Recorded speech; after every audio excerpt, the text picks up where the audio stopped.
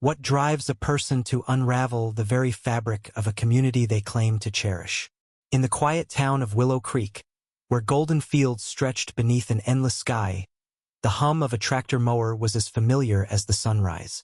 But when that hum faltered and accusations flew, one woman's actions would tear open secrets that no one saw coming.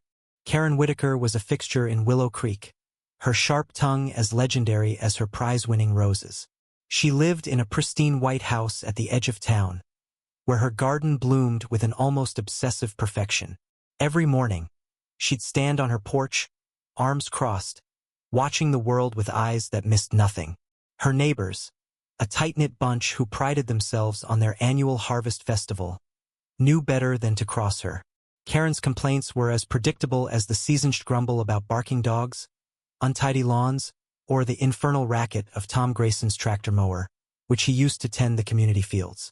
Tom, a weathered farmer with hands like leather, was the heart of Willow Creek. His tractor, a beat-up red relic named Betsy, was more than a tool. It was a symbol of the town's resilience. Every summer, Tom mowed the fields for the festival, where kids played, couples danced, and neighbors swapped stories under starlit skies. But this year something was wrong. Betsy sputtered, coughed, and died mid-field, leaving jagged patches of grass and a frustrated Tom scratching his head. "Fuel lines acting up," he muttered, wiping sweat from his brow. "Never seen her like this." Karen was quick to pounce. At the town meeting, her voice cut through the murmurs like a blade. "That machine's a menace," she declared, her perfectly manicured nails tapping the table. "It's loud, it's unreliable, and it's ruining our festival preparations. Tom, you need to replace it or stop using it altogether." Her words stung, but Tom just shrugged, his quiet dignity unshaken. "Betsy's been faithful for years," he said. "I'll fix her." The townsfolk, though, were divided. Some sided with Karen, tired of the noise and eager for a shiny new mower. Others rallied behind Tom, who'd never let them down. Among them was Lila Monroe, a newcomer with a quiet grace and a knack for fixing things. Lila, who'd moved to Willow Creek after a messy divorce, kept to herself, her hands often stained with grease from tinkering in her shed. She offered to help Tom with Betsy, and he accepted, grateful for her expertise. As Lila worked on the tractor, she noticed something odd. The fuel line wasn't just clogged, it was deliberately cut, a clean slice that no wear and tear could explain. She kept it to herself, but suspicion gnawed at her. Who would sabotage Tom's tractor? And why? The answer came unexpectedly, in the form of a boy named Ethan, a wiry 12-year-old who mowed lawns for pocket money. Ethan, who idolized Tom, had seen something strange the night before Betsy broke down. "I was biking home," he whispered to Lila, his eyes wide. "I saw someone near the tractor shed. They had a flashlight, and they were messing with something under Betsy." Lila's heart raced. "Did you see who it was?" Ethan shook his head. "Too dark.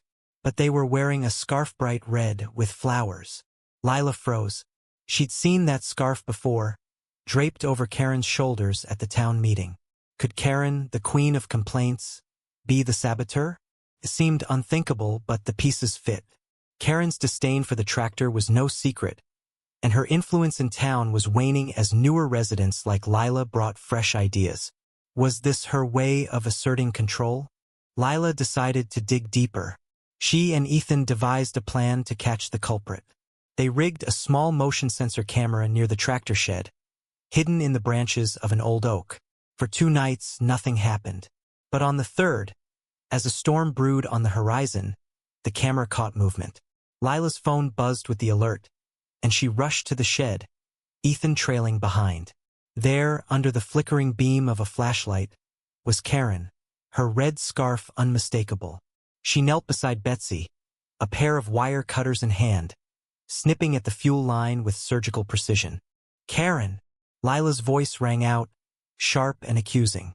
Karen jolted, dropping the cutters, her face a mask of shock and fury. "What are you doing?" Lila demanded, stepping forward. Ethan, trembling but brave, held up his phone, the camera still recording. Karen's composure cracked. "You don't understand," she spat. "This town's falling apart. That tractor, that festival, it's all a distraction from what really matters. We need order, control, not some noisy relic." Her words hung heavy in the air, raw and unfiltered. Lila saw it then, not just anger, but desperation. Karen wasn't just sabotaging a tractor. She was fighting to hold onto a world she could no longer shape. The festival, with its joy and chaos, was everything she couldn't control. And Betsy, Tom's pride, was the perfect target. The truth spread like wildfire. At the next town meeting, Lila played the footage. Gasps filled the room as Karen's actions were laid bare. Tom, his face etched with betrayal, said nothing. Karen tried to defend herself, her voice shrill. "I did it for us. For Willow Creek." But the townsfolk turned away, their trust shattered. Even her roses, once a symbol of her perfection, seemed to wilt under the weight of her deceit. The festival went on, with Betsy repaired and roaring back to life. Tom mowed the fields, and the town came together, stronger for it. But Karen's house grew quiet, her porch empty. She'd always been a part of Willow Creek, but now she was a ghost, her complaints silenced by her own actions. Lila, once an outsider, found her place among the townsfolk, her quiet strength a new anchor for the community. And yet, the story didn't end there. Months later, as winter blanketed Willow Creek, Ethan found a letter tucked under his doorstep. It was from Karen, who'd left town without a word. "I thought I was saving us," she wrote, her handwriting shaky. "But I was only saving myself from change. Tell Tom I'm sorry." Ethan showed the letter to Lila, who read it with a heavy heart.